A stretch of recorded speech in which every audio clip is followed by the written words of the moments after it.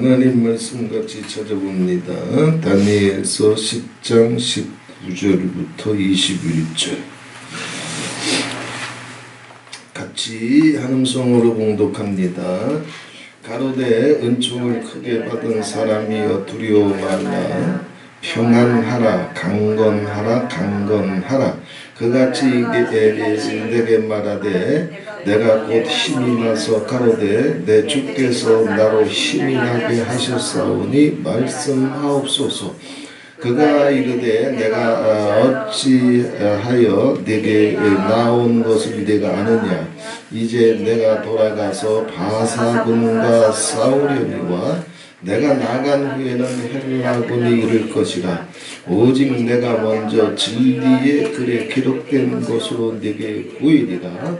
나를 도와서 그들을 대적하는 자는 너희 군 미가엘 뿐이니라. 아멘. 찬송가 한 장 부르신 다음에 말씀 통해서 함께 은혜를 나누시겠습니다.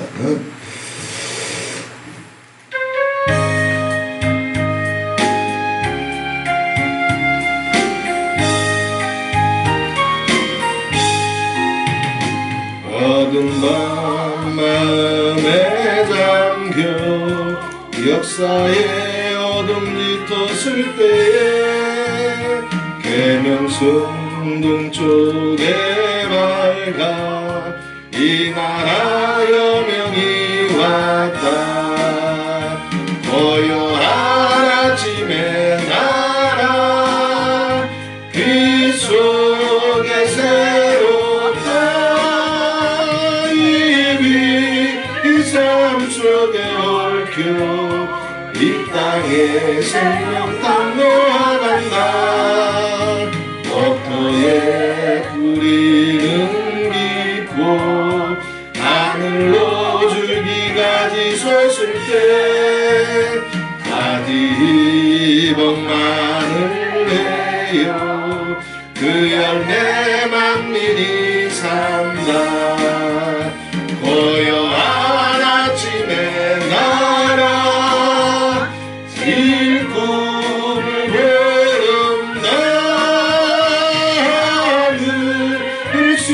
하시되요 역사의 생명을 이어가리.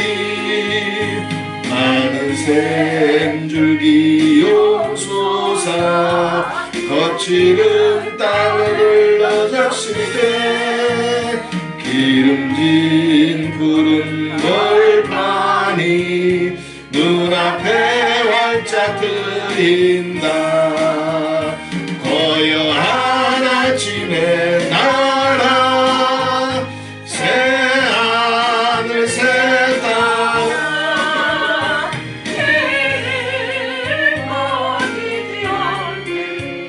인류의 횃불 되어 타거라. 아멘. 할렐루야. 아멘. 진리의 글 하나님의 나라. 지난주에 이제 생명책에 대해서 나눠봤습니다. 오늘 이 시간에는 진리의 글, 진리의 책에 대해서 말씀을 나눠보려고 합니다. 다니엘서는 이스라엘 역사상 가장 이제 비참한 시대에 기록된 책 중에 하나입니다. 자, 이스라엘이 이제 헬라와 애국 사이에서 양쪽으로 이제 공격을 받으면서 나라의 주권을 상실하고 지독한 종교 박해에 떨어졌을 때 그때 기록된 책입니다. 시리아의 헬라 제국이 이제 4개 나라로 분열돼서 그 중에 하나가 시리아였는데 그 시리아의 황제가 이스라엘을 적그리스도로 이제 해석될 만큼 또 적그리스도가 오게 되면 그러한 일이 일어날 만큼의 비유로 상징으로 그렇게 이스라엘이 탄압으로 떨어졌습니다. 성전에 우상을 세우고 성전 앞에 절하게 했습니다. 절을 안 하면 죽였어요. 이스라엘은 이제 돼지고기를 먹지 않습니다. 율법이에요. 돼지고기를 강제로 먹입니다. 안 먹으면 또 죽여요. 율법을 갖고 있으면 다 죽였어요. 그래서 책으로는 갖고 있지 못하고 그냥 메모지처럼 율법의 성경 구절을 보관하고도 있고 또 돌려보기도 했는데, 그렇게 메모지 성경 구절이 율법 구절이 적혀 있는 쪽지 하나가 발각이 되면 죽여요. 이것이 이제 이스라엘이 시리아의 식민지 지배하에 있었을 때 상황이었습니다. 이런 이제 장래나 소망이 전혀 보이지 않는 시대,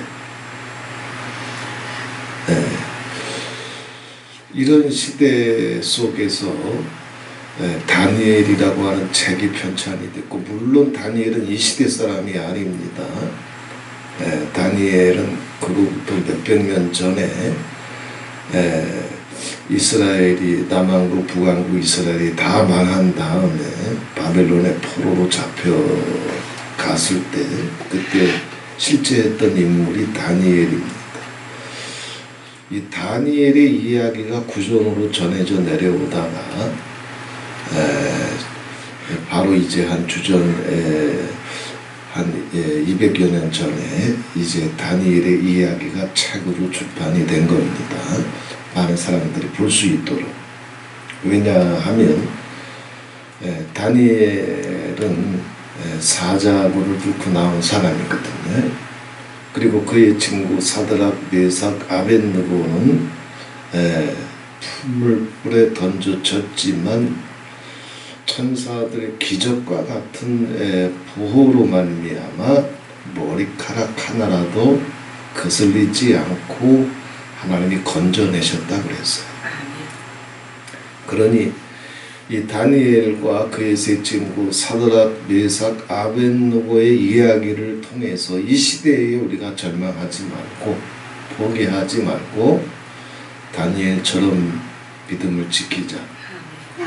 사드락, 메삭, 아벳느고처럼 죽으면 죽으리이다.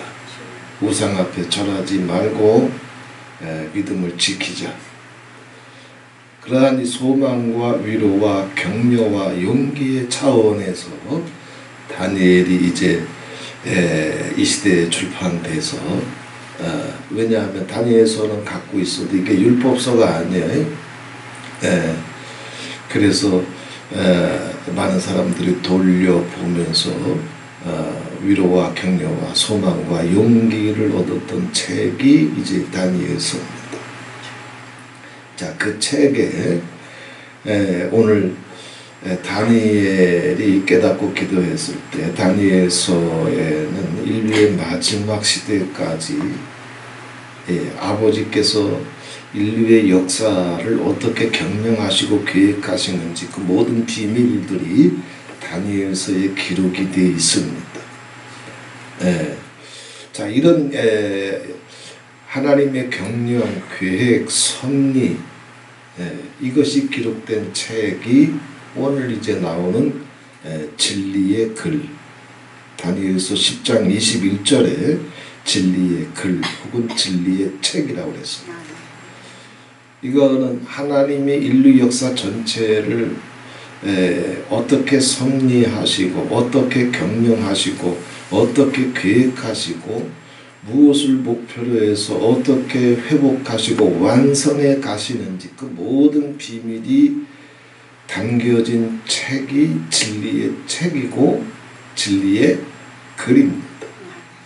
이 진리의 책, 진리의 글을 다니엘에게 갖고 오시면서 여기에 이제 어떻게 이 책이 다니엘에게 왔고 왜 이 책을 다니엘에게 알게 해 주셨고 또 이 책이 오기까지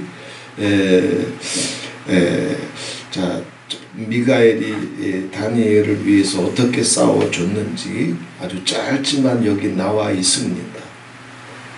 자, 우리 가정들이 이 진리의 글에 기록된 대로 아버지께서 내가 어떤 마음을 갖고 기도해야 하나님이 즉시 들으시고 다니엘이 기도하는 첫날에 아버지께서 들으셨다고 했잖아요. 아버지께서 어떤 기도를 아버지께서 기쁘게 들으시고 또 그 응답을 위해서 하나님이 천사와 천사장 되는 미가엘을 통해서 어떻게 싸워주시는지 동일한 응답이 내려갈 수 있는 한국교회가 되고 예수원이 되고 우리의 가정들이 되기를 주님의 이름으로 축원을 드립니다. 자, 우리가 이제 먼저 생각해야 될 것은 성경에 대해서 먼저 간단하게 좀 얘기를 나눠보려고 합니다.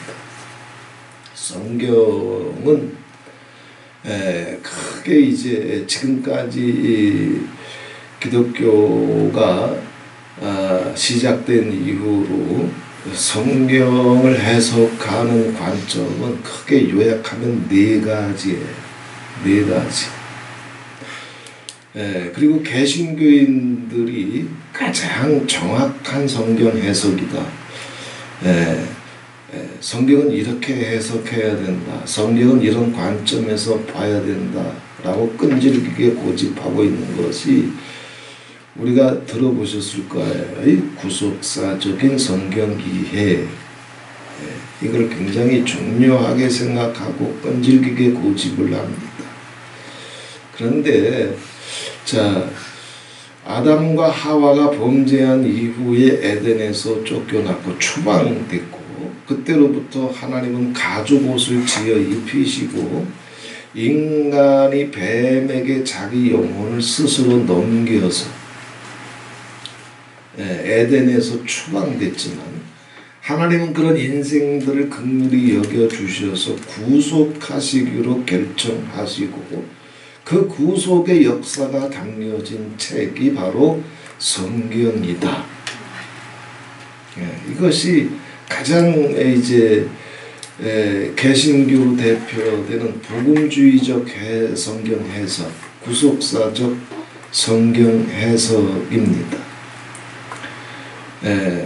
그런데 이런 이제 두 번째로 이제 성경 해석은 인본주의적인 성경 해석이 있어요. 그래서 모든 성경을 인간 위주로 해석을 합니다. 구속사적 성경 이해하고는 달라요. 인본주의적 성경 해석. 그래서 여기서 나온 신학들이 세속신학, 해방신학, 번영신학 뭐 이런 것들이 나와요.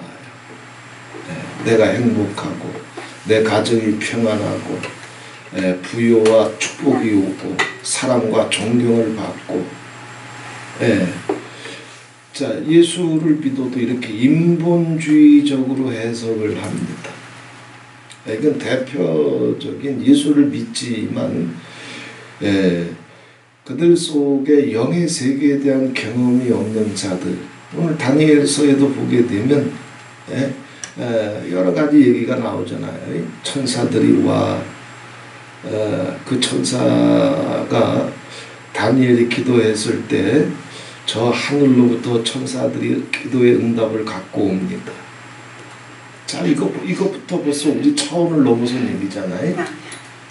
근데 이 차원에 대한 경험이 없으면 예수를 믿어도 깨달아도 다 인본주의적인 해석이 나와요.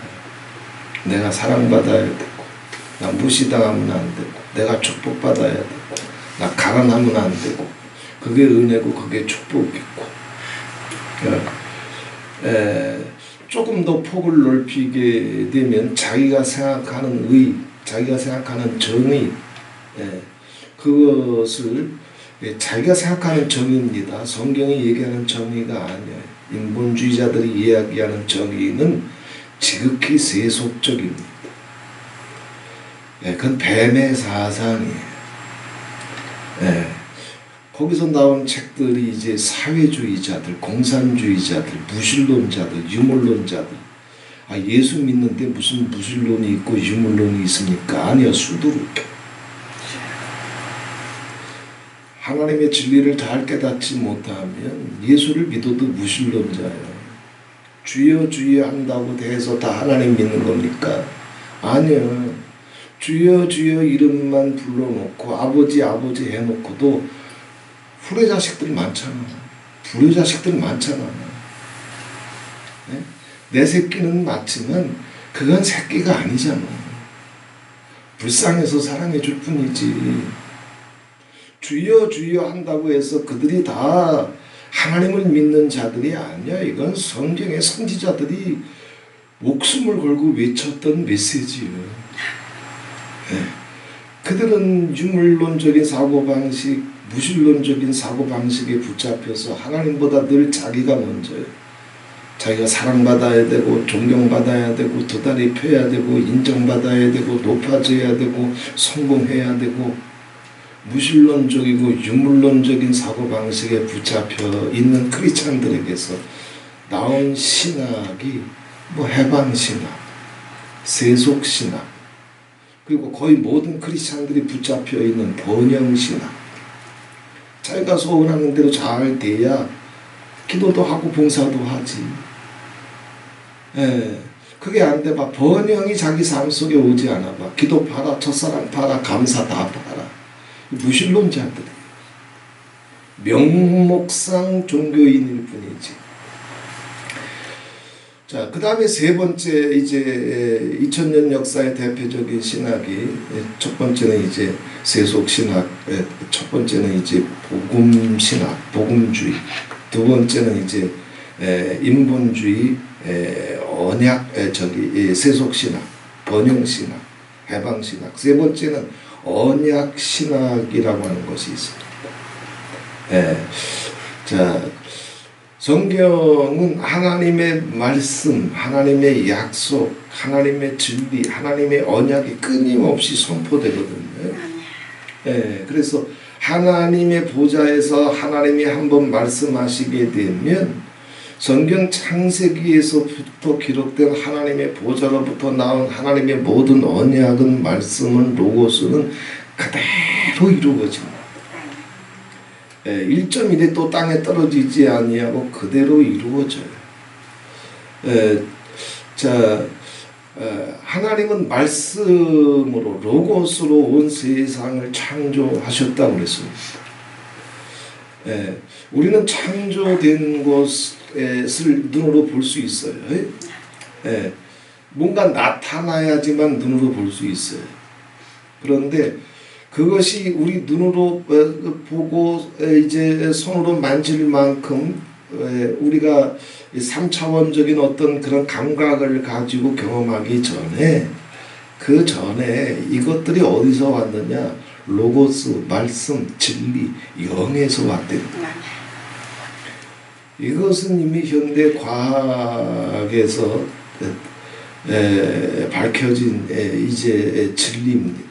물질을 쪼개고 또 쪼개면 더 이상 쪼갤 수 없는 물질이 있는 것이 아니에요.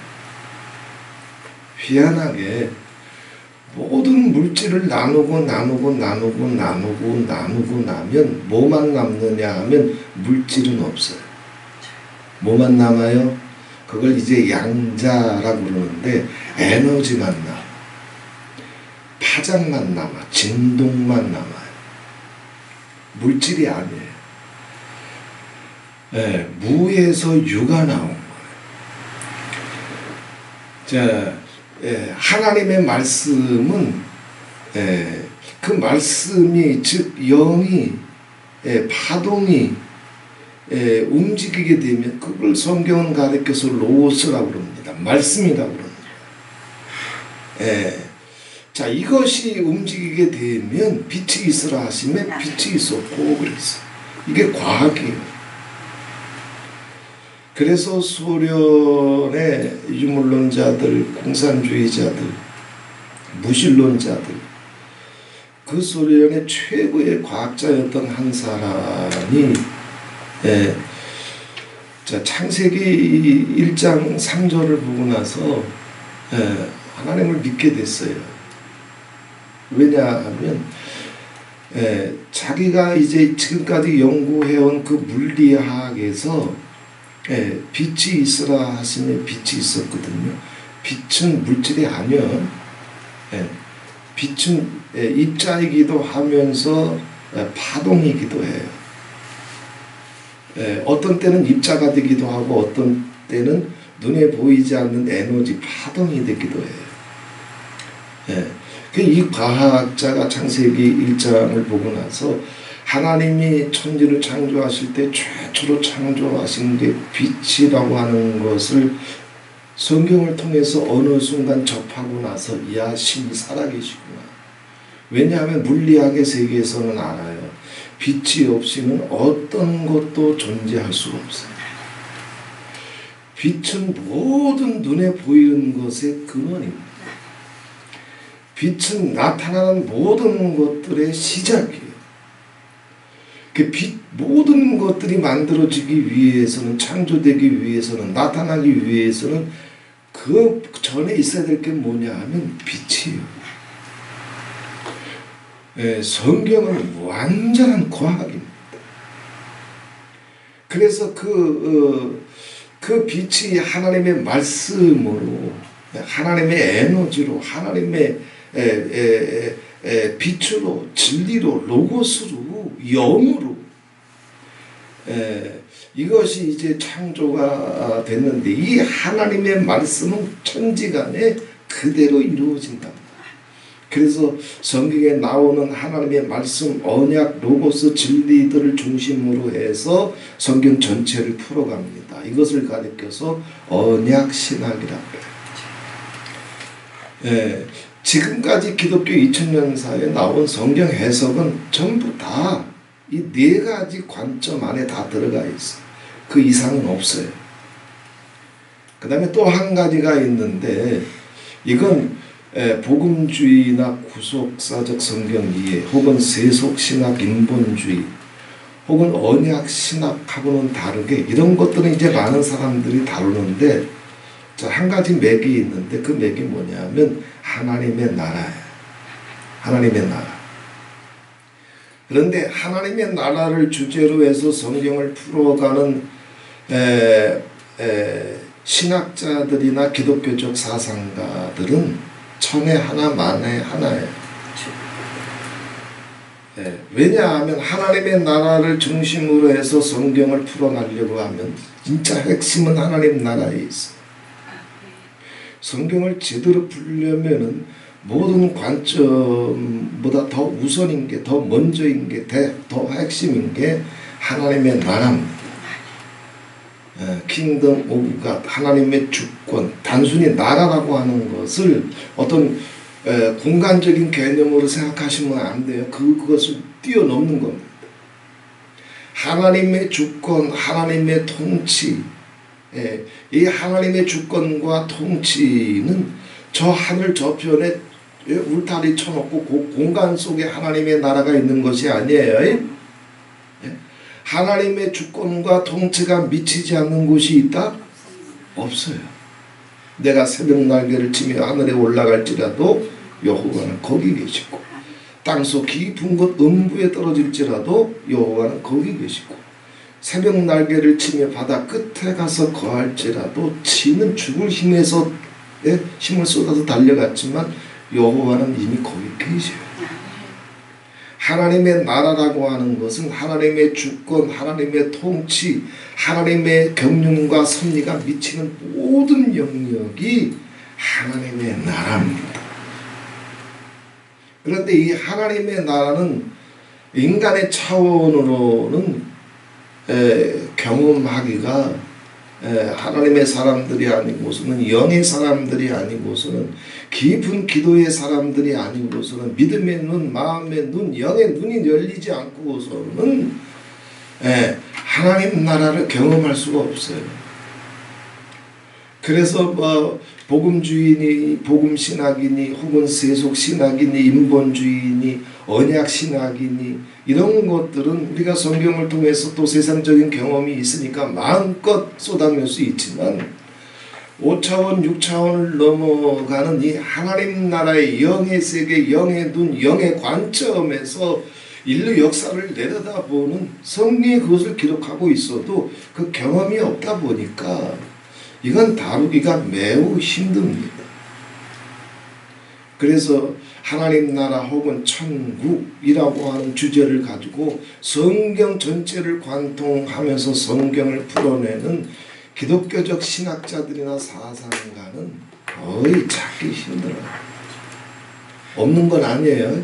있어요. 그런데 거의 찾기 힘들어요. 그런데 정말 중요한 것은 하나님 나라의 관점에서 성경을 봐야 전 우주적인 관점에서 전 인류적이고 전 역사적인 관점에서 성경을 봐야 자잘한 문제들이 풀리기 시작을 합니다. 그래서 자, 이런 것들을 어떻게 예로 들까 잠깐 생각을 했어요. 쉽게 비유를 들어보겠습니다. 제가 이제 전도사 시절에 이 금초원에 기독교 백화점이 하나 있었어요. 저쪽에 원룸 쪽으로 가는 그 길목에 기독교 백화점이 하나 있었는데, 자, 이 사람이 이제 은혜를 받아서 예수님의 부르심을 받고 또 택하심을 받고 또 의롭게 하심을 받아서 기독교 백화점 우리가 아무나 차리는 게 아니잖아요. 그죠?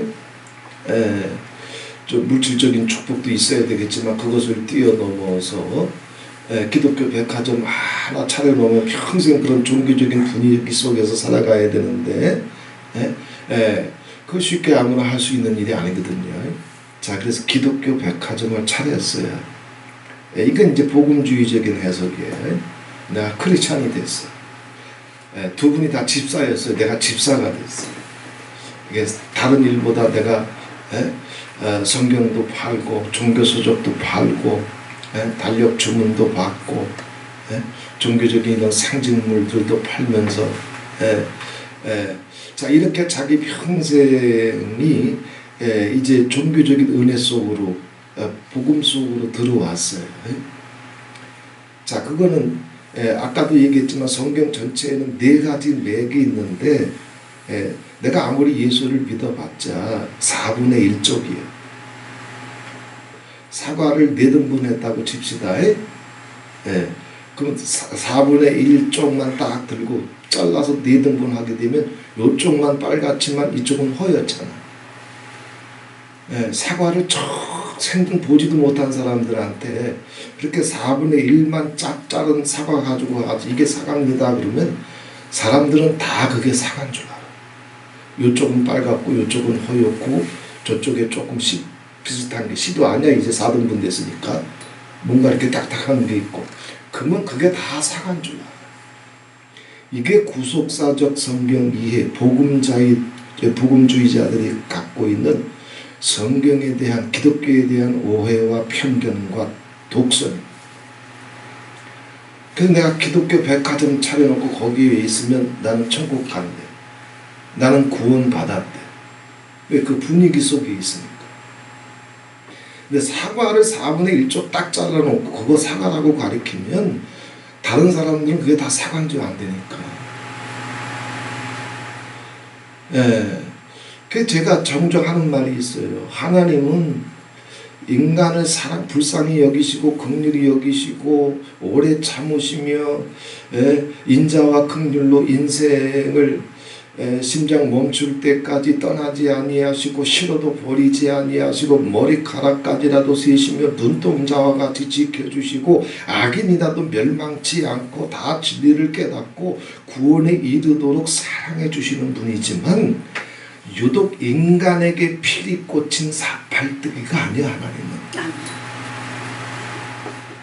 내가 이래도 저래도 첫사랑 팔아먹고 기도 팔아먹고 찬송 팔아먹고 목사면 되고 장로면 되는 줄 알고 헛기침 내고 그래도 하나님은 사팔뜨기처럼 오직 인간에게 필이 꽂혀가지고 얼마큼 교만하든지 얼마큼 불순종하든지 그거랑 상관없이 사팔뜨기처럼 이런 분이 아니야. 그런데 4분의 1쪽에 불과한 복음주의나 구속사관에 붙잡혀 있으면 내가 뭔 짓을 해도 하나님은 사랑해 주시고 받아주시고 참아주시고 하늘 열어주시고 천국 열어주시는 분인 줄을 그렇게 가르치고 성도들을 그렇게 속여.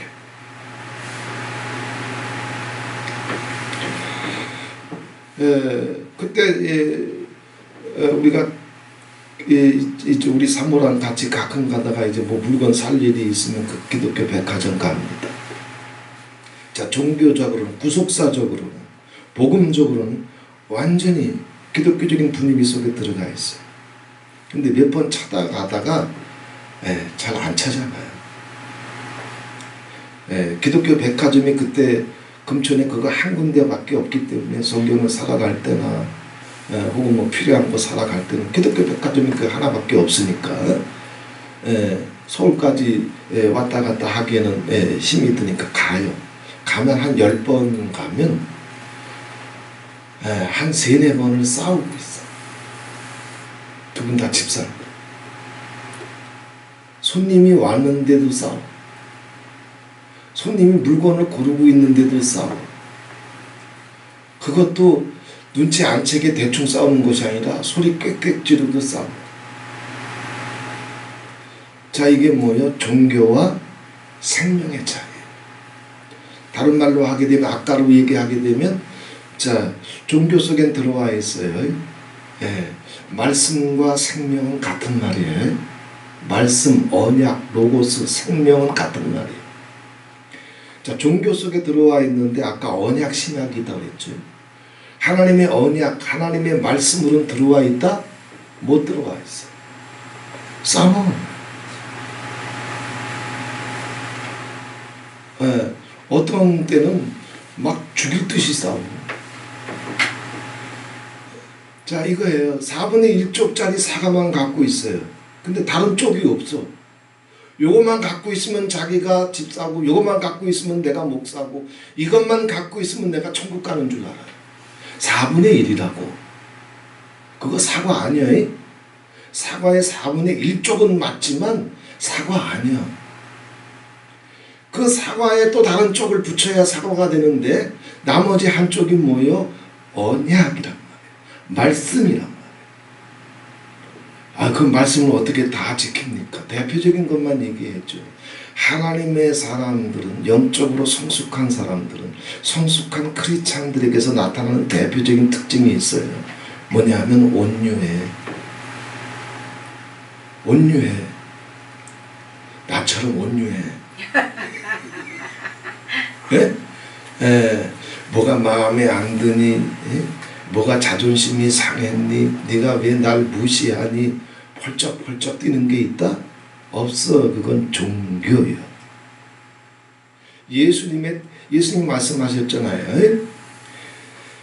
하나님이 사람의 몸을 입고 오셨는데, 그래서 예수님께서 세례를 받고 올라오실 때 비둘기 같은 성령이 예수님을 덮어버리셨는데, 그 비둘기 같은 성령, 하나님의 영에 의해서 붙잡힌 사람들의 대표적인 인격과 속성이 뭐냐 하면 온유와 겸손이에요. 그래서 우리 예수님처럼 온유해야 돼. 펄쩍펄쩍 뛰고 시시비비로 가리고 네가 높으니 내가 높으니 네가 먼저니 내가 먼저니 해봤자 문제가 해결될 거 하나도 없어. 오히려 전쟁과 상처와 원한만 쌓여져 갈 뿐이에요. 종교는 있는데 이들 속에 말씀, 영, 빛, 언약이 들어가지 않았어. 혹은 들어갔었는데 첫사랑까지 털릴 때, 첫사랑 팔아버릴 때 이게 다 뺏겨버렸어요.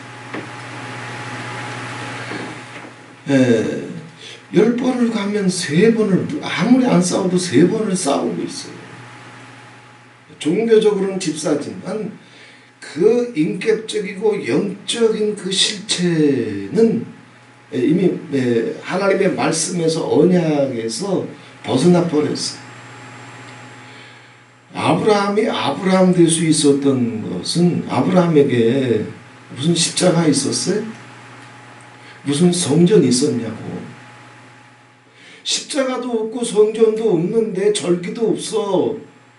아브라함 시대에 제사 있었어? 종교인들이 굳게 믿고 있는 그거 하나도 없는데도 불구하고 아브라함은 믿음의 조상이 됐어. 뭐 하나 붙잡을 줄 알아서? 하나님의 언약, 하나님의 말씀. 종교가 없어도 말씀을 붙잡을 줄 알면, 온유하고 겸손할 줄 알면, 이게 성전이 돼. 이게 십자가가 돼. 이게 절기가 되고. 그런데 언약을 붙잡을 줄 모르면, 로고스를 붙잡을 줄 모르면, 말씀을 붙잡을 줄 모르면, 성전 갖고 있어, 종탑 세웠어, 목사 가운 입고 있어, 다 있어도 거기엔 천국이 있다? 없어.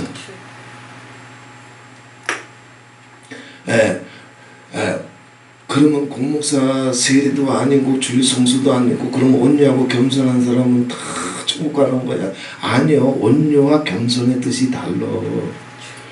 사람 앞에 온유하고 겸손한 사람은 하나님 앞에서도 온유하고 겸손해. 그래서 아버지가 내 생각하고 내 감정하고 내 기분하고 다른, 자기 생각, 감정, 기분, 점심 갖고는 내가 할 수 없어요. 그런데 아버지 말씀이 오게 될 때, 부탁, 명령이 오게 될 때 온유한 사람에게서는 뭐가 나와? 아멘이 나와. 아멘이 나와. 온유라고 하는 것은 부드러운 거예요. 너그러운 거예요. 넓은 거예요. 잔잔한 거예요. 품는 거예요. 사람 앞에 까칠까칠해봐. 이 사람이 사람 앞에만 그런 줄 알아? 하나님 아버지 앞에서도 똑같이 그래. 바닷물은 저 샌프란시스코에서, 미국 동부 해안에서, 서부 해안에서 떠먹든지, 대한민국 속초에서, 양양에서, 강릉에서 떠먹든지 짠맛은 똑같아. 사람 앞에 너그럽고 온유한 사람이 하나님 아버지 앞에서도 온유해. 사람 앞에서 이게 마음에 안 드니 저게 마음에 안 드니 까칠까칠하는 사람들 치고, 하나님 아버지 앞에 할렐루야 아멘 하면서 살 수 있는 사람이 있다? 없어. 예수님이 수고하고 무거운 짐진 자들아 다 와라, 다 품을 수 있었던 것은, 반대로 이야기하면 뭐예요? 아버지가 어떤 명령을 하시든 부탁을 하시든 예수님은 그것마저라도 다 품을 수 있는 중심이 된 거예요. 모세를 가리켜서 구약 성경은 뭐라고 그랬습니까? 사람 중에, 모세는 사람 중에 가장 온유한 자였다고 그랬어요. 하나님이 말씀하시면 다 순종할 줄 알아요. 자기 입맛하고 달라도. 그러니 사람 앞에서 누가 돌을 들고 와도 까칠까칠한 게 있다? 모세는 그게 없었어. 그래서 하나님의 사람들, 영적인 사람들, 성숙한 크리스찬들의 대표적인 특징이 온유해. 마음이 넓어. 여유가 있어. 부드러워. 온유할 줄 알아. 겸손할 줄 알아. 또 친절해. 또 다른 사람의 흉과 허물을 자기 입술에 담는다? 이거는요, 하나님의 사람들에게는 분명히 말씀드리지만, 자기 입술에 다른 사람에 대한 흉과 허물을 쉽게 올려놓거나 다른 사람을 쉽게 비방하고 판단하고 정죄하는 사람들 중에는 단 한 사람도 천국에 들어갈 자가 없어. 그건 불가능한 일이에요. 하나님이 만약 나를 향해서 그렇게 했다면 우리 벌써 죽었어. 갚을래야 갚을 길 없는 죄를 탕감받은 자가 그죠? 요만큼 빚진 걸 탕감 안 해줘? 예수님 비유로 말씀하셨잖아요. 저놈의 새끼 저는 당장 잡아다가 옥에 가둬버리라고 했어요. 다른 사람의 흉과 허물을 어떻게 셋째 혓바닥에 담아? 이게 종교예요. 다른 사람을 어떻게, 지가 무슨 신이요? 입법자와 재판자는 딱 한 분밖에 없어요. 누구요? 하나님이요. 지가 입법자요, 재판자요, 누구를 판단해, 누구를 비판해, 누구를 정죄하는 거예요. 이건 신에 대한 도전이고 반역이요. 이건 성숙한 크리스찬들에게서는 절대 불가능한 일이에요.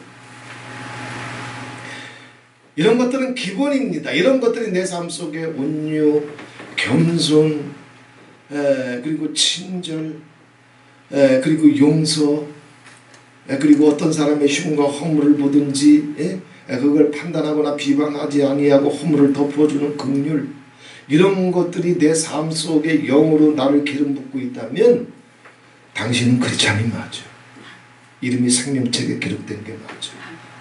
그러나 내가 목사라도 평생 종탑을 세워놓고 정년 퇴직할 때까지 평생 목회해왔다 할지라도, 심지어는 통변이 나오고 예언이 나오고 신유가 나오고 축사가 나왔다 할지라도 온유, 겸손, 친절, 긍휼, 용서, 이런 것이 내 삶 속에 나타나지 않았다면 그는 천국에 들어갈 수 있는 길 자체가 없어. 이건 제 예수 신앙을 목숨 걸고 들을 수 있는 얘기예요. 복음의 4분의 1쪽에 속으면 안 돼요.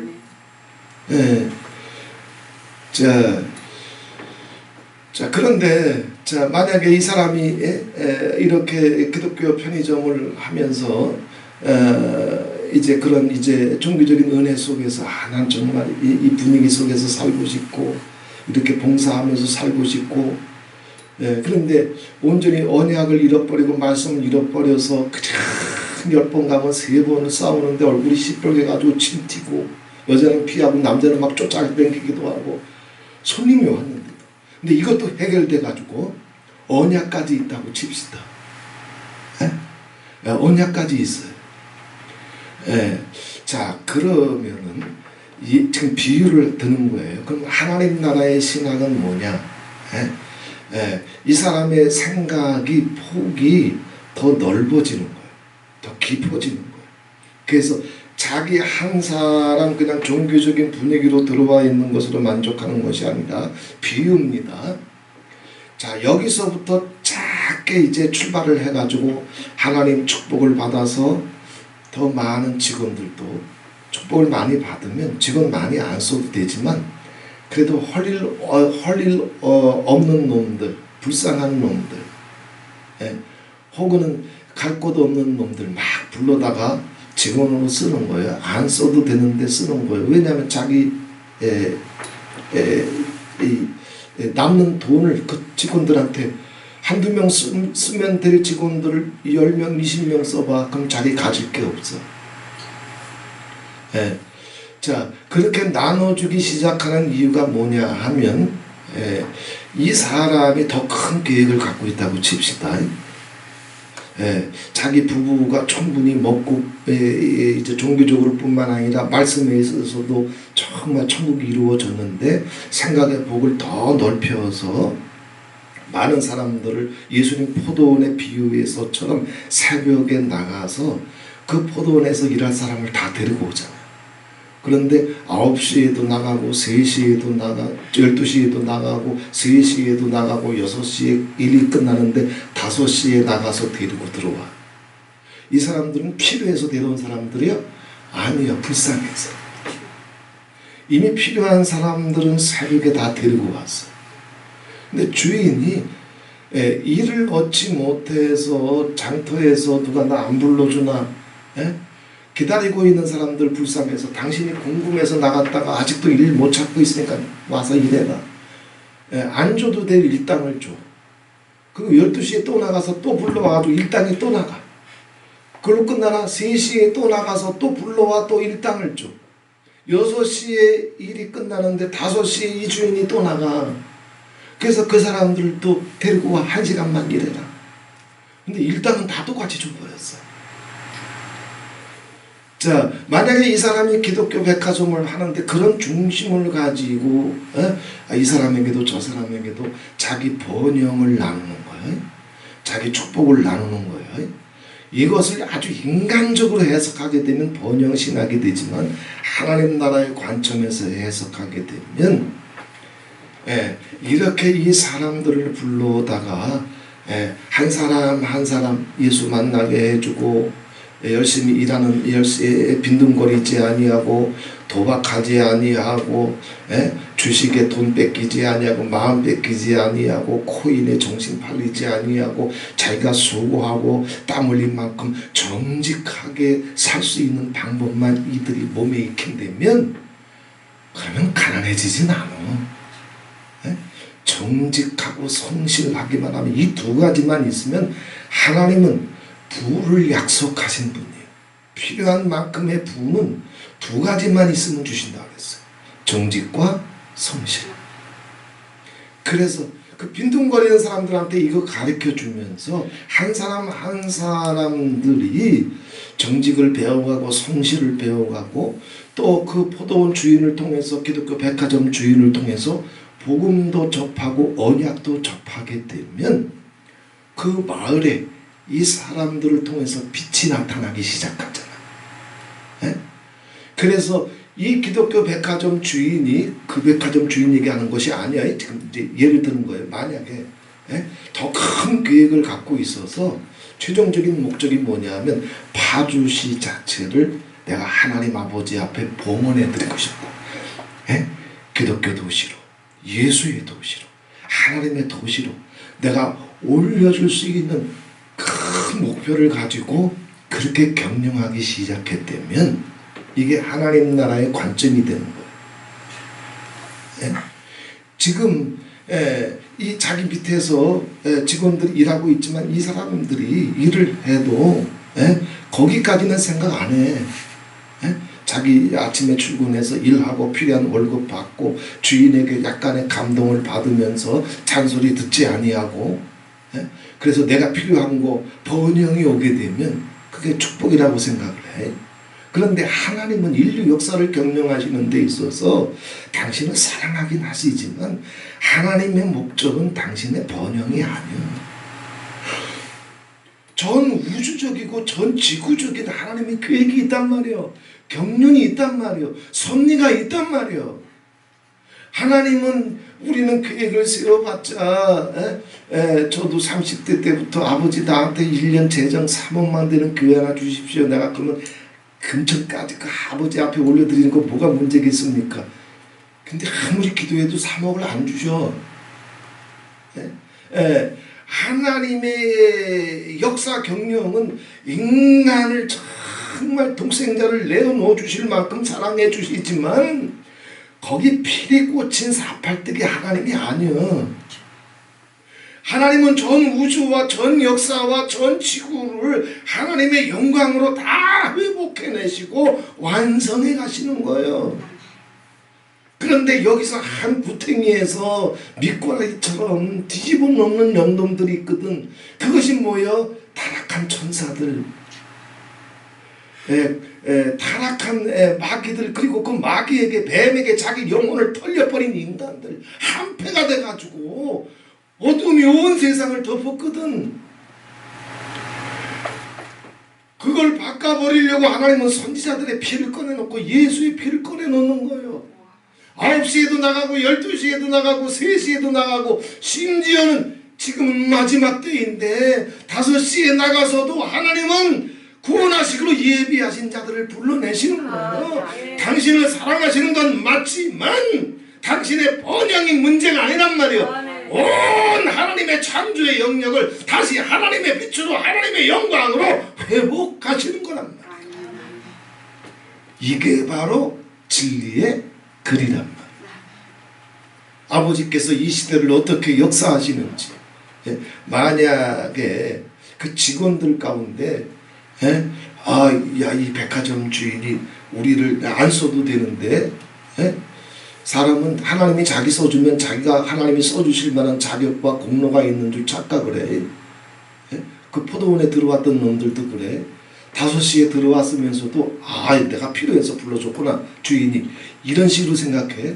불쌍해서 불러준 걸 인간이 안다? 몰라. 마르나타에도 그거 아는 사람 별로 없어. 어디에 와라 알아? 우리 예수 안에 와야. 불쌍해서 목사 시켜준 거지. 봐봐, 제가 목사 될 자격이 있어? 이 나이에 벌써 틀림까지 오고 있는데. 인간은 그걸 몰라. 그런데 그 중에 다니엘처럼 하나님이 왜 나를 불러주셨는지, 왜 나를 사랑해 주시는지, 그래서 얼마나 고맙고 감사한지, 그래서 어떻게 하든지 주인의 뜻을 깨닫고 주인의 마음을 깨닫고 주인이 싸우고 있는 것을 내가 조금 힘이 돼서 싸워줄 수 있을까? 월급 받고 끝나는 것이 아니다. 은혜 받고 끝나는 것이 아니다. 축복 받고 끝나는 것이 아니다. 목사, 집사, 장로, 권사 되고 끝나는 것이 아니다. 그 중에 철들은 놈 하나가 다니엘처럼 아버지 뜻이 뭡니까? 아버지의 경영, 계획, 아버지의 섭리, 이것을 위해서 내가 아버지 앞에 봉사할 수 있는 것이 뭡니까? 이 철든 놈 하나가 있는 거예요. 그게 다니엘이에요. 그게 모세예요. 그게 엘리야예요. 그게 다윗이에요. 이들에게는 뭐가 열렸어? 하나님 나라의 신학이 열린 거예요. 영계의 신학이 열린 거예요. 이 빛이 임하게 될지어다. 믿습니다. 그래서 예수님도 말씀하시잖아. 너희는 먼저 그의 나라와 그의 의를 구해라.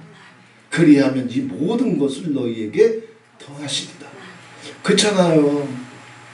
다른 직원들은 다 똑같이 부지런히 일하는데 그거에서 그거 해가지고 월급 다 받으면 그만인데, 얘는 똑같은 월급 받아가면서 똑같이 출근해가면서 똑같이 고생하면서 주인한테 와가지고 주인과 얘기도 통하고 마음도 통하고 꿈도 통하고 비전도 통하는데 그거 도와준다고 해서 자기한테 월급이 10만 원이라도 더해진다? 없어. 그런데도 남는 시간에 어떻게 하든지 주인의 뜻을 쫓아서 내가 심부름 해줄 거 더 없나? 도와줄 거 없나? 주인과 함께 마음 맞춰서 내가 섬겨줄 거 없나? 돈 10만 원 더 생기는 것도 아닌데. 그러면 이 주인이 더 많은 것을 나눌 수밖에 없는 건 당연한 거잖아. 이게 하나님 나라의 신학이에요. 아버지께서 하늘의 보좌를 베푸시고 그 정권으로 만유를 통치하시는데, 그 통치가 어떻게 이루어지는지, 하나님의 계획이 뭔지, 하나님의 목적이 뭔지, 하나님이 어떻게 싸우고 있는지, 이 싸움을 누구를 통해서 싸우고 있는지, 이것이 진리의 글, 진리의 책에 다 기록되어 있는데 그걸 다니엘에 갖고 온 거예요. 이 축복이 임할지요. 자, 말씀 정리합니다. 이 책을 갖고 오면서 왜 다니엘은 그 준비가 돼 있거든. 다른 사람하고 달랐어. 우리 예수님처럼. 자, 그러면서 이제 두 가지가 나오는데, 자, 첫 번째, 다니엘서 10장 20절에 보게 되면, 그가 이르되 내가 어찌하여 내게 나온 것을 내가 아느냐? 이제 내가 돌아가서 바사군과 싸우려니와 내가 나간 후에는 헬라군이 이를 것이라 그랬어. 여기 바사군 또 헬라군이라고 그랬어. 자, 이거는 어떤 시대인지, 바사 시대, 페르시아 시대는, 바사는 페르시아예요. 페르시아 시대에는 페르시아 시대의 문화가 있고 정신이 있어. 유행이 있고 풍조가 있단 말이에요. 이걸 바사군이라고 그러는 거예요. 그 페르시아가 망하고 헬라가 일어났어요. 헬라 제국이 일어났는데, 헬라 제국에는 페르시아와 다르게 바사 제국과 다르게 그 헬라의 문화가 있어, 사상이 있어, 풍조가 있어, 윤학이 있어, 시대 정신이 있어요. 이게 다 뭐냐 하면 이 세상을 지배하고 있는 악한 영들을 가르쳐요. 그럼 헬라 시대나 파사 시대만 있나? 오늘 이 시대에도 마찬가지예요. 이 시대에는, 현대 문화의 시대에는 계시록에 보게 되면 라오디게아 교회 시대의 영, 음력교회 시대의 영이 있어요. 이건 문화란 말이에요. 예수를 믿어도 세상을 살아도 시대를 장악하고 있는 정신이 있어요. 유행이 있어요. 풍조가 있어요. 문화가 있어요. 이걸 만들어내는 게 누구요? 뱀이요. 악마요. 사단이에요. 예, 하나님은 이걸 뛰어넘어서 하나님의 영광으로, 하나님의 거룩함으로, 하나님의 자유함으로, 예? 온 세상을 악인이라도 멸망치 아니하고 다 덮어가서 건져내기를 원하시는데, 이 하나님의 온 우주적인 창조와 새롭게 하시는 경영과 섭리를 회방하고 대적하는 게 뭐예요? 헬라의 영이에요. 파사의 영이에요. 라오디게아의 영이에요. 음력교회 시대의 영이에요. 자, 아버지는 진리의 책에 기록된 대로 다니엘과 나누면서 그걸 이루시려고 내려오는데 얘네들과 싸우는 거예요. 오늘날 이 시간에, 이 시대도 마찬가지예요. 제가 언제나 말씀드리잖아요. 이제는 용과 짐승의 시대로, 전쟁과 연병의 시대로, 증오와 광기의 시대로, 적그리스도와 음력교회의 시대로 이미 우리는 들어와 있다고 했어요. 이것이 이 시대의 헬라요. 이 시대의 파사고, 즉 이 시대의 영이란 말이에요. 이 시대의 모든 사람들, 예수 믿든지 안 믿든지 다 똑같아. 예수 믿는 사람들은 안 덮어가나, 넌 예수 믿고 교회 댕기고 주일 성수하고 넌 목사가 됐으니까 내가 넌 빼줄게. 마귀가 이런데? 아니요. 예수쟁이들은 특별히 직분이 높고 은사가 깊을수록 마귀 새끼는 더 격렬하게 공격하고, 그래서 깨어있지 못하게 되면 이 헬라의 파사의 악한 영에 더 사로잡혀요. 그래서 기독교 백화점 차려놓고 나서 또 싸우는 거예요. 손님이 와도. 일반 사람들은 아무리 부부가 싸우다가도 손님 오면 아닌 척하고 좀 멈추잖아. 그죠? 그런데 사단은 하나님의 은혜를 더 입으면 입을수록 쓰러뜨리려고 더 강력하게 역사해 버리기 때문에 손님이 와도 싸울 만큼 악한 영에 사로잡혀 버리고 말이야. 이래서 목사들이, 집사들이, 장로들이 무너지는 거야. 우리 이 시대 전체를 덮고 있으니 우리 가정에도, 우리가 부모와 자식 간에 아무리 예수를 믿어도 이 시대의 영이, 이 시대적인 문화, 이 시대적인 유행, 이 시대적인 사상, 이 시대적인 정신, 이것이 거기서부터 온전히 빠져나와서 예수를 믿을 정도가 되게 되면 그건 다니엘의 영이 돼야 돼. 하나님 나라의 눈이 열려야 돼. 다시 말해서 믿음의 눈, 마음의 눈, 영의 눈이 열려야 돼. 그것이 열리게 되면 하나님이 하나님의 보좌에서 이 시대를 어떻게 끌고 가고 있고, 어떻게 헬라의 군과 파사의 군과 음력교회의 영과 이 시대의 영과 이 시대의 사상과 이 시대의 유행과 천사들을 통해서 하나님이 어떻게 싸우고 있는 것까지 다 보이니까, 다 깨닫게 되니까 온전한 복음이, 온전한 성경이 4분의 1쪽이 아니라 이젠 진짜 사과가 무엇인지 보고 듣고 경험하면서 그걸 붙잡을 수 있는 길이 오는 거예요. 이건 똑같습니다. 아주 작게 예를 들자면 우리 가정도, 내가 살고 있는 가정도 무엇이 지금 덮고 있어요? 헬라군이, 파사군이, 음료의 영이. 왜? 이건 시대적인 영이기 때문에. 하나님은 천사들을 통해서, 미가엘을 통해서 이걸 깨부수는 사람이란 말이에요. 그걸 깨부술 수 있는 분은 누구밖에 없다? 하나님밖에 없어. 예수밖에 없어. 그런데 하나님이 다니엘에게 이걸 깰 수 있도록 전사들을 보내고 미가엘을 보내준 것은 뭐예요? 거기 아래 누가 있었기 때문에? 다니엘. 내 가정 속에 누가 있었기 때문에?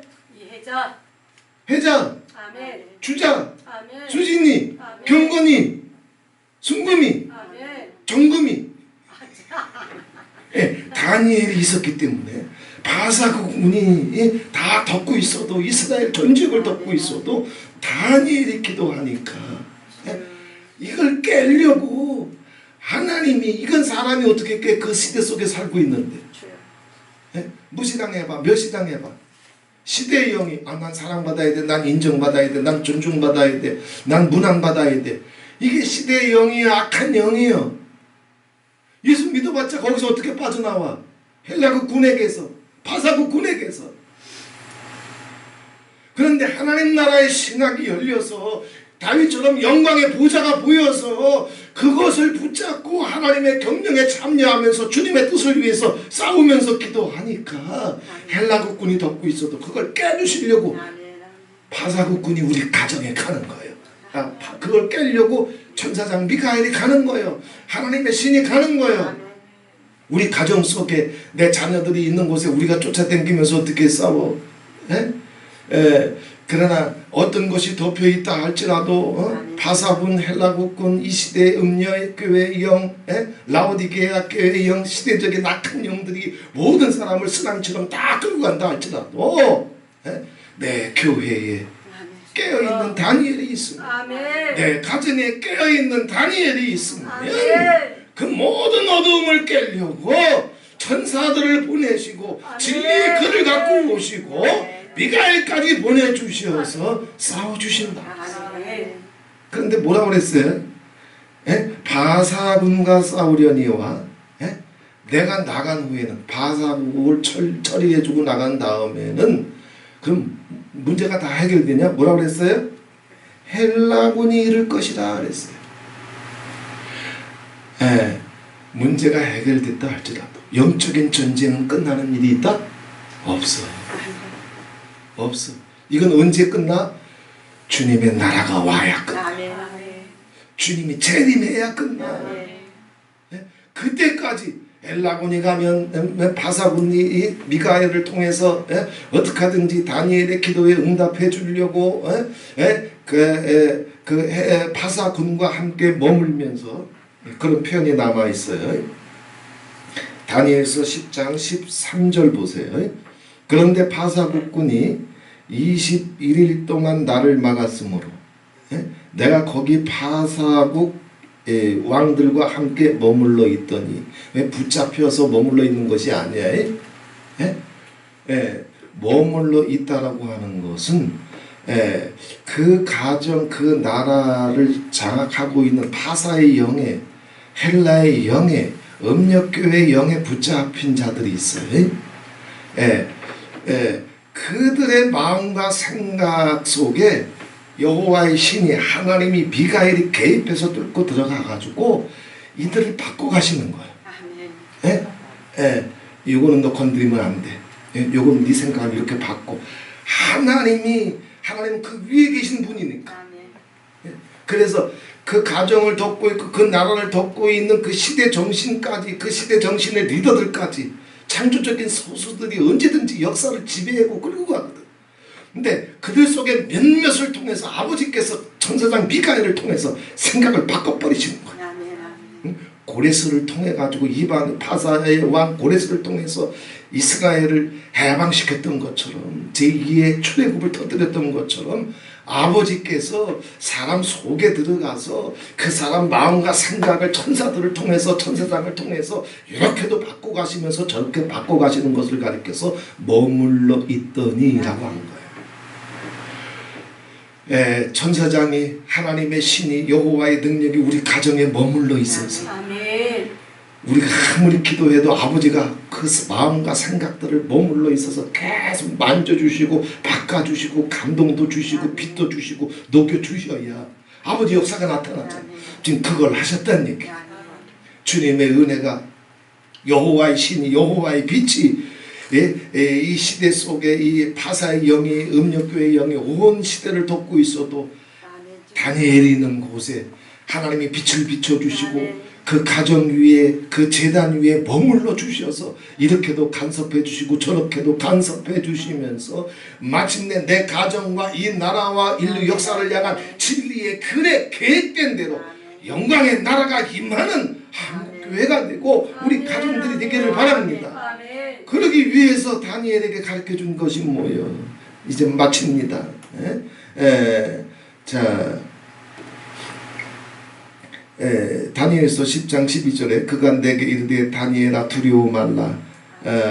네가 깨달으려 하여 내 하나님 앞에 스스로 겸비케 하기로 결심하던 첫날부터 내 말이 들으신 바 되었으므로 내가 내 말로 인하여 왔느니라. 아멘. 아버지 앞에 우리가 깨달은 자의 기도는 그냥 이렇게 해주세요, 저렇게 해주세요, 이것 좀 도와주세요, 나 힘들어 죽겠어, 이게 자 이런 기도는 아버지께서 응답해 주시려면 시간이 많이 필요해. 사람 바꾸는 거는 하나님도 쉬운 문제가 아니에요. 환경 바꾸는 건 아버지께서는 쉬운데 사람 바꾸는 거는 얼마나 힘든지 선지자들의 피를 꺼내놔도 안 되잖아. 예수의 피를 꺼내놔도 된다? 안 되잖아. 마르나타 봐. 십수년을 같이 나눠도 미고 사축이 안 돼. 환경을 바꾸는 건 쉽지만 사람 바꾸는 건 쉽지 않아. 그런데 아버지 앞에 기도할 때 이거 바꿔주세요, 저거 바꿔주세요, 이건 아버지께 맡기고, 왜? 바꾸고 못 바꾸고는 사람한테 있는 게 아니야. 하나님한테 있는 거야. 다니엘이 기도한 건 뭐예요? 내가 깨달으려 하여 아버지를 배우려고 한 거예요. 아버지가 뭘 원하시는지, 아버지가 무슨 일을 하시는지, 아버지가 어떻게 하고 싶으신지, 아버지가 어떻게 만져주고 싶은지, 아버지가 지금 어떻게 역사하고 싶으신지 그걸 배우려고 했던 거예요. 내가 깨달으려 하여 내 하나님 아버지 앞에 스스로 겸비케 하기로. 자기 고집, 자기 생각, 자기 원한 내려놓고. 우린 다 소원이 있잖아. 이건 이렇게 되길 원하고 저건 저렇게 되길 원하고.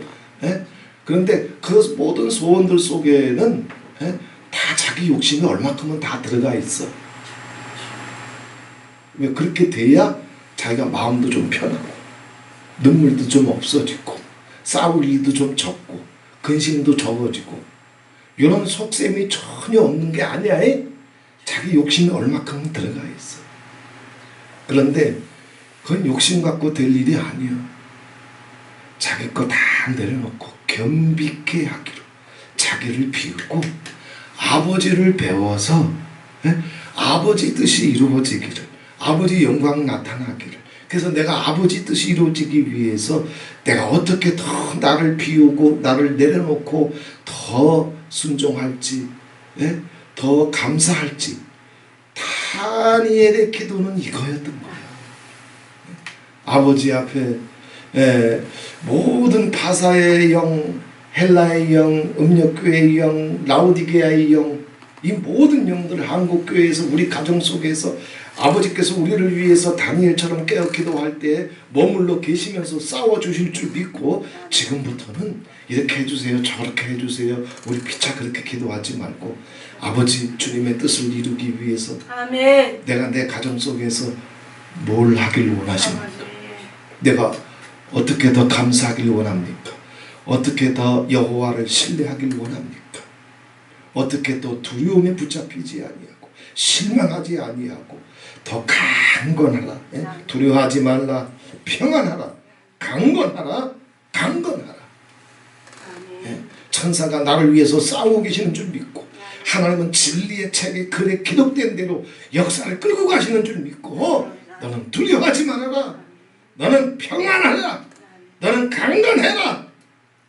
그래서 아버지 뜻을 배워서 네 믿음의 자리를 지키고 온유함으로 겸비함으로 사랑으로 긍휼로 너는 더 강건해져서 진리의 글을 붙잡고 같이 나와 함께 영적 전쟁을 벌여서 하나님의 뜻이 이루어지는 이스라엘, 여호와의 나라가 임하는 대한민국과 한국교회, 주의 구원과 영광이 나타나는 내 가정과 자녀들, 그날이 오기까지 천사가 너를 위해서 싸우고 있고 미가엘도 너를 위해서 싸우고 있고, 여호와는 진리의 글에 기록된 대로 지금도 하늘의 보좌를 베푸시고 그 주권과 통치로 역사하고 계시니 너는 두려워하지 말아라. 넌 평강을 지켜라. 넌 강건해라. 다시 말하노니 강건해라. 이 기도 속으로 주님을 더 깊이 배워가고 주님께서 음성을 주셔서 다니엘이 힘을 얻었던 것처럼 이 새로운 힘이, 독수리 같은 힘이 우리에게 더 부어지는 복된 주님의 날이 되기를 주님의 이름으로 축원을 드립니다.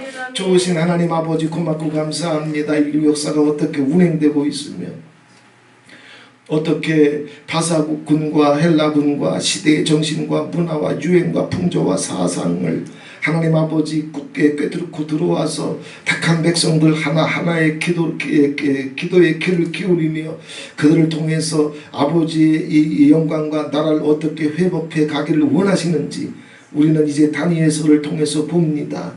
하나님 원하옵고 원하오니 2024년이 가기 전에 가정들의 모든 바사의 영이, 헬라의 영이 천사들의 도움으로 진리의 글대로 하나님 우리 아버지 다 쫓겨나가서 온전히 주님의 영광이, 주권이, 통치가 이루어진 우리의 가정들이 되고 한국교회가 되고 하나님 우리 아버지 또 여호와의 대사를 통해서 주의 착한 백성들이 하나도 남김없이 지도가 바뀌고 시온의 대로가 추수의 대로가 열리며 교회가 회복되며 다 돌아오는 역사를 두 눈으로 볼 수 있도록 주님 역사해 주시옵소서.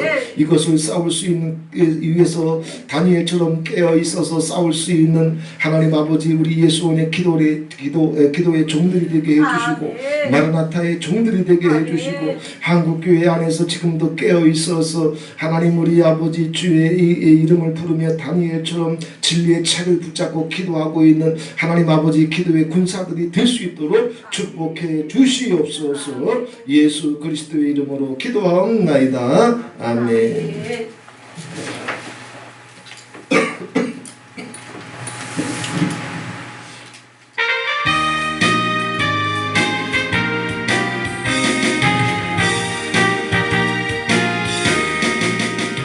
옳은 길 따르라 의의 길 세계 만민에게 이 길 따라서 살게 온 세계에 전하세. 한 백성이 나갈 길 어둠 밤 지나서 봄 뜬다. 환한 빛 보아라 저기 주 예수의 나라 이 땅에 곧 오겠네 오겠네. 주 예수 따르라 승리의 주 세계 만민이 돌아가 길과 진리요 참 생명 내 장검을 부수고 다 따르라와 평안 어둠 밤 지나서 봄 뜬다. 환한 빛 보아라 저리 주 예수의 나라 이 땅에 곧 오겠네 오겠네. 놀라운 이 소식 알리오라 세계 만민을 구하려 내 주 예수를 보내신 참 사랑의 하나님 만 백성이 따르게 어둠 밤 지나서 봄 뜬다. 환한 빛 보아라 저빛 주 예수의 나라 이 땅에 곧 오겠네 오겠네. 고난길 헤치고 찾아온 길 많은 백성을 구한 길 모두 나와서 너희더라. 온 세상이 마침내 이 진리에 살겠네.